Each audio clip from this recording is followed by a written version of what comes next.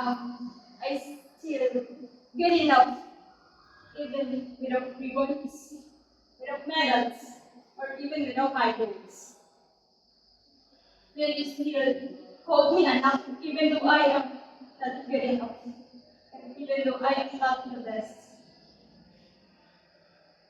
Will you still say anak ko yan, even though I am no longer, I am no longer happy with the body that you would like to me?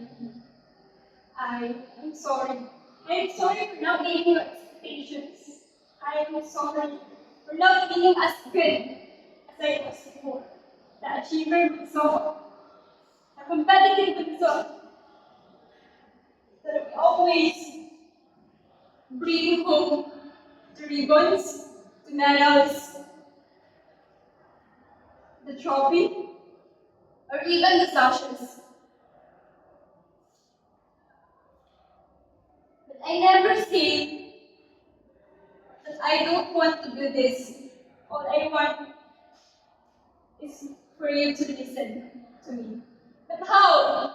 How can I say this to you? Or even ask if you're no longer wanted to listen? I hope one day or someday you will treat me as a true doctor without relying on religion.